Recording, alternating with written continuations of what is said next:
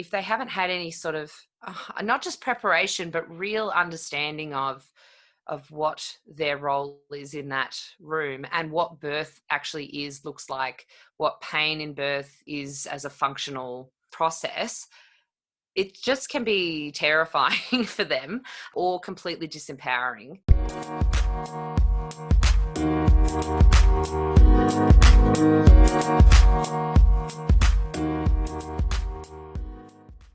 Today, I am speaking with Annie Tayleur. Annie is a mum and a really good one. Childhood, womanhood, and motherhood are her jam. She believes that these areas and stages of life and the all-important rites of passage associated with them, if they were more supported and revered, the benefits to our society would be monumental. She believes in the sisterhood, not doing life alone, and celebrating diversity. Wow.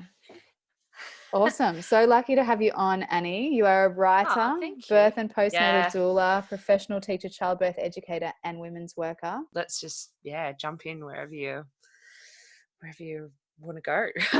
Okay. Yeah. So all of your introduction there actually focused on women, but one thing that you're really passionate about is educating men in the lead up to childbirth and partners of all kinds. When my husband's oldest brothers were born, for example, their dad wasn't even allowed to hold them until they were discharged from the hospital. And now we're expecting our partners to be our primary support through a labour and birth process in a lot of cases. How is this playing out in those partnership relationships? And what then is the role of childbirth education and of doulas in the birth space? For men going into a birth space, the way it's playing out, to answer the first part of that question, is that men, well, everyone really in the contemporary birth culture that we've got, there's quite a prevalence of like, we'll just figure it out when we get there. We'll just try for whatever it is that we're endeavoring to have. Sometimes it's, we'll just try to have the natural experience. It's, we'll just try and see how long we can stay at home before we head to hospital. Whatever it is that that particular couple thinks is valuable to them before, in planning for their birth.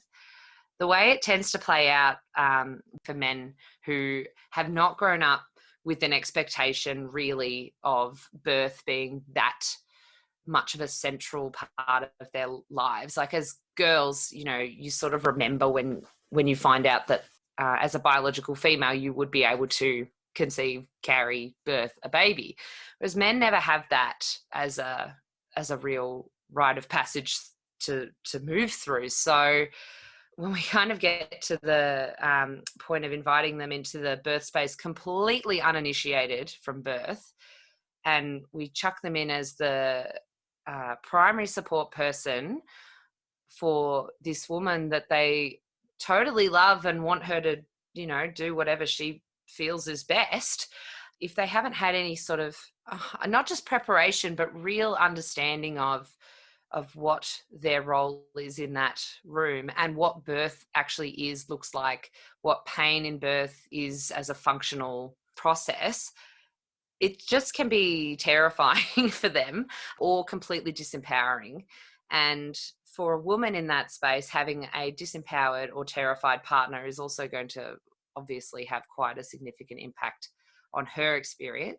Because she needs to be focusing on what she's doing, not trying to look after the well-being of someone else. Yeah, and she's doing important work, but if she's also likewise not feeling really sure about, especially for a person who's never given birth before, to go into that space and to have the person who is really supposed to be, or is expected to, I suppose, by the way the system's set up, to be that one person who's there to emotionally support you and cheer you on and tell you it's okay and give you strategies for what's going on. Like, to then have them be the person who's actually the most stressed out in the room, which again is not anyone's fault. It's just the way it's set up is a little bit broken.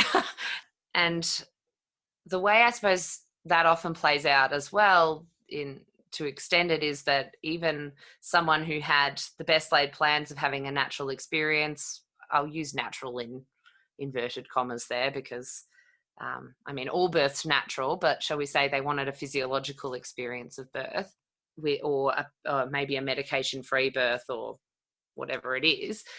If they haven't got a really, really solid foundation in how support in that space is going to look and who's going to provide it, and to have actually really done research on where they're birthing, who's going to be there, how it's going to work, it often plays out in a bit of panic.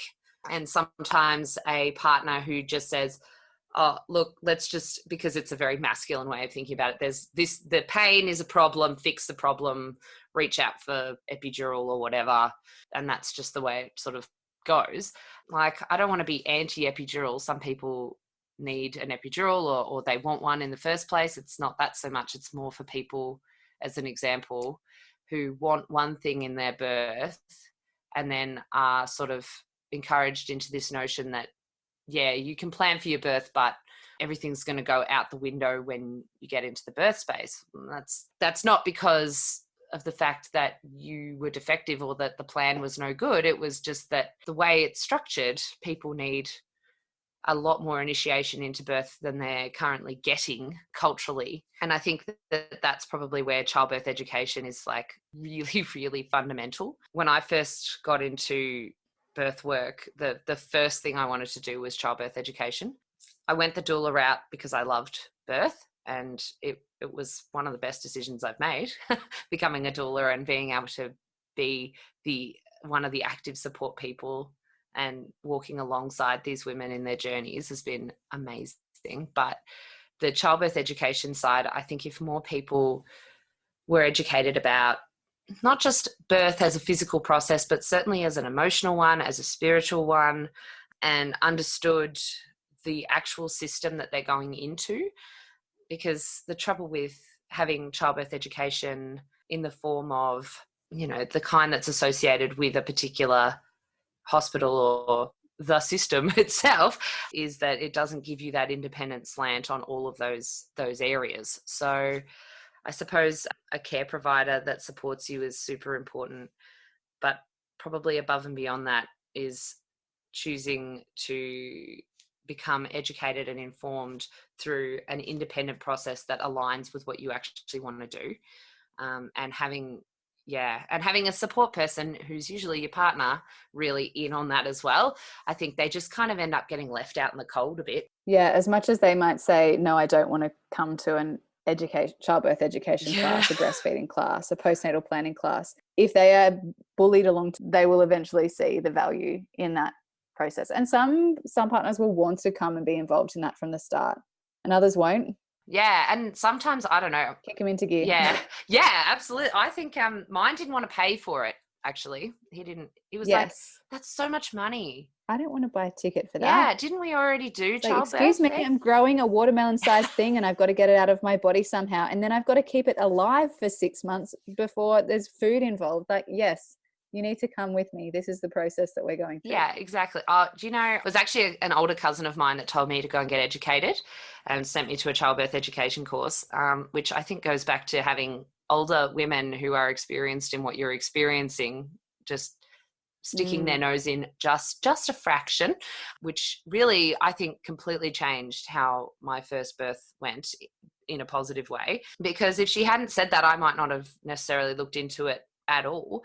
And then I bullied my partner into spending the $500. And not only was it really great and wonderful and empowering and educational for both of us, but he really, like, just through the process of then making a birth plan with me and talking about what we'd learned, and he's a bit of a nerd anyway, so he really got into all the new stuff that he'd learned. And I think most men actually get a lot out of it. Because it is scientific. Yeah. Like, it's not just woo-woo and airy-fairy. Like, there's science and stuff to understand in this very otherwise female-focused event. Yeah, and a lot of the different programs are very, like, they are on their face very sort of female-driven or focused or whatever, because it's about birth. But then when you get there, it's really obvious that there's so much targeted at the men, you know, in the room, if they happen to be men. You know, it's all strategies for you. Here's a cheat sheet for you. Here's what you can do if this happens. Go home and practice this. So that when they get there, it's not that terrifying moment of like, okay, you stand in the corner though. Like I've been at births where the partner's sat on a couch not knowing what to do the whole time. And I definitely have trouble with watching one born every minute because there's always some bloke just sitting around on his phone, not involved. Yeah. I think so my husband and I were prepping for a home birth, and the logistics and things of collecting the equipment that we needed and having our primary plan and our backup plan and all the things in place. And he had a mate say, "Oh, you don't have to do the packing. Don't worry about that. You'll just get to the hospital, make sure you've got a couple of tea bags and sit back and watch the show." Oh my gosh. And that is a general attitude.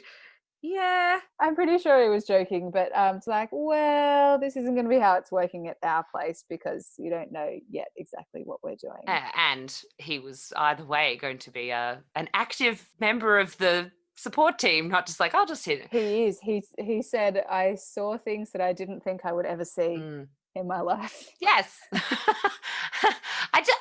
I think it's, two things. I was going to say, I think that the jokes that people make come from a place that, sometimes it's like, oh, it's just a joke. But like anything, it's sort of representative of cultural norms around that joke. Not just that one, but other ones where people, will say to women, like, oh, just get ready to chuck your birth plan out the window when you get there. Or it's trying to use humor to diffuse a situation that they're uncomfortable with. Yeah. Or to justify something of their own experience by making it comical, less important than it is perhaps to the other person. Yeah, absolutely. And I think it's sort of a symptom of what's going on. But beyond that, I was going to say, I think most men who've been really initiated into birth and really active as support people in birth, they will say that they see their partner, girlfriend, wife, whatever, in this completely new light. The sheer raw feminine power that is associated with how completely and utterly, as I've said before, simultaneously vulnerable and intensely powerful that woman is in birthing her baby in whatever way she goes about that. If there's a male partner who's really invested in that process, it's sort of like, yeah, there's probably some stuff that he's seen that he won't unsee, but at the same time, the relationship shifts as well because of the, I guess, archetypal sort of imagery almost that comes raining down and enables this man to see this woman as this incredibly, not just the person he loves anymore, but it's like, wow, women can do extraordinary things. And I think if that was more celebrated. And whether that is through what they go through in a vaginal birth or in a cesarean section, like the fact that you just grew a human and they saw it coming out of you absolutely one way or another is incredible. Yeah. And in a birth where maybe it's a C-section or maybe it's some other intervention, like I think a man who's really involved in that process, particularly in a cesarean, like a cesarean's not this. It's not the easy way. No, it is no. An incredibly intense, large-scale operation. Exactly. And it's that as a process of this woman, often making a decision, or even if not, having the, I guess, courageousness to enter into motherhood in such a, I guess, I think quite a powerful way, in that she's just doing anything necessary for this baby, this all-important child that they've waited so long for. I think being the person in that room and holding her space as that's going on, even in that regard, as you said, the strength and the rite of passage that means as a movement as well is, it's not what birth looks like, it's what it is that makes it. And I think certainly the way the system's built is working against people. But if people can get their head around how that system kind of actually unfolds, then there's more potential for men to hold space for women and for women to be actually celebrated and recognised for the incredible stuff that they're achieving in that space. And I think that, as I've you know, as you sort of mentioned in my bio, is what I get carried away with. I think it's a Michel Odent quote. He talks about, I'm paraphrasing here, but he talks about how the world would be different. You know, you can change the world if you start with changing birth. Yeah, something like peace on earth begins with birth. Yeah, it's something, yeah. And not the way that it is actually done, No, but the way that a woman is supported through that experience. Totally. Yeah, exactly. Yeah. Okay, so I have two more questions for you. Yes. One of them is, what do you see the primary function of a doula in the birth setting to be? I think the primary function of a doula is to be the holder of space for this woman and probably her partner and their family. Whatever they need, value, are actively seeking, that's got to be her wheelhouse. Every time I walk into a birth, before I get there, especially at a hospital, if I'm walking into a hospital, I'll often actively check in with myself to make sure that I'm leaving all of my judgments, all of my stuff, all of my previous experiences with birth and my own births and my own kids and my mother and all that. I'm just leaving that all outside because that's not relevant in any way, shape or form to this specific woman and her specific birth experience. So while I go in and offer emotional support and a good understanding of what birth is, what it looks like, and how it unfolds physically, but also emotionally and as a rite of passage, and, you know, hormonally as well. Sometimes it's just good to have someone in the room who goes, oh, that's what's going on with that. And also I do a lot of sort of physical support, and I work within modalities that they know about. But the main thing is, above and beyond all the little strategies and things that you might be able to offer and do, the main thing is to be the person in the room who knows this woman and this family and really puts their values and needs about this birth front and center and is just there recognizing that. I think, you know, it really can't be. So I've had a client once say to me that the biggest thing I did in the room was to believe that she could do it, because she'd previously had a baby and felt that nobody in that room thought that she could do what she was doing, and it was stressful and it was overwhelming. And I think that a lot of doulas would say that some of the things that they do that make the most difference, on the face of it, looks like the smallest little things, but make the greatest impact. I think the more that we go down the pathway of thinking that birth is strictly a medical or a physical event, the less we give space for the fact that it's actually the beginning or the reshaping of a family, and it's also a very big emotional event and a birth of a mother and a new family. It's not just like and I had a baby, the end, and let's just forget that ever happened. So I think the role of a doula is really to just be there for that. I think that belief is key. You know, there was a statistic put out for World Doula Week recently that said doula-assisted mothers are 2 times less likely to experience a birth complication involving themselves or their baby. And I think the doula's role is really, as you said, to hold space and just to cut through that fear, because the fear is part of what slows down the process, and the complications ensue from delays in labour and all of those kinds of things. So I think you hit the nail on the head right there, Annie. If you could choose 1 or 2 of your favourite birth-related books to recommend to listeners, what would those be? Because a book is often more accessible if there are financial constraints than a full education course may be. So I'm going to kind of split this in a couple of ways, because if I wanted to know about the system around contemporary birth culture and getting myself really educated and also kind of really riled up and ready for, like, if I was the kind of woman that was like, I want to be like empowered, but like ready for a fight if I need to be, I would say go out and get the Give Birth Like a Feminist book by Millie Hill. I thought you might say that one. It's like my favorite, but it's not for everyone. So I don't want to sort of say it's definitely the way to go, because some people find it a bit overwhelming, but I love it. So having said that, also certainly Rhea Dempsey's book, The Give Birth with Confidence, that's a staple. You really can't go wrong with that. And she's got a new book out now too, so that's probably worth a look as well. I have to admit, I still haven't read that one yet. I think it's called Beyond the Birth Plan. Yeah, it's meant to be fabulous. Yeah. I'm sure it is. She just generally is. So it's not surprising. Anything by Ina May Gaskin's pretty standard, depending. Spiritual Midwifery's pretty good. But you really, again, can't go wrong with any of her books. I'm trying to think if there's anything I've forgotten. I'm sure.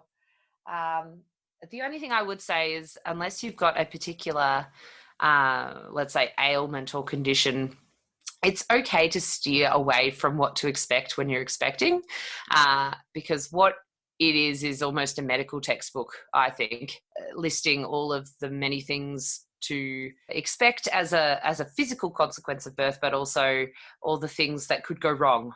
So if you read the whole thing, sometimes you kind of get to the end and go, oh my gosh, that doesn't help your mental space. Not at all. I think there's plenty of more positive books that we can say about that.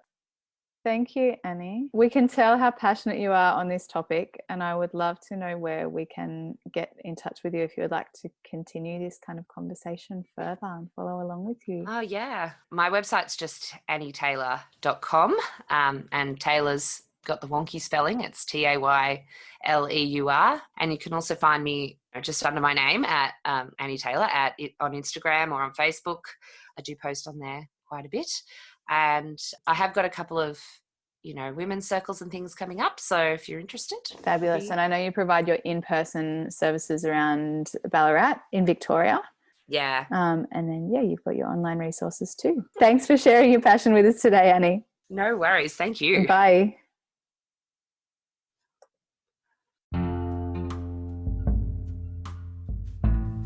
Thanks for tuning in. I hope you loved listening to this episode as much as I loved recording it. If you love what I do, follow along with me on social media at annacusack postpartum on Facebook and Instagram. Check out my website www.annacusack.com.au or find my book Mama You're Not Broken, Unmasking the Unspoken Emotions of Modern Motherhood on Amazon. See you next time.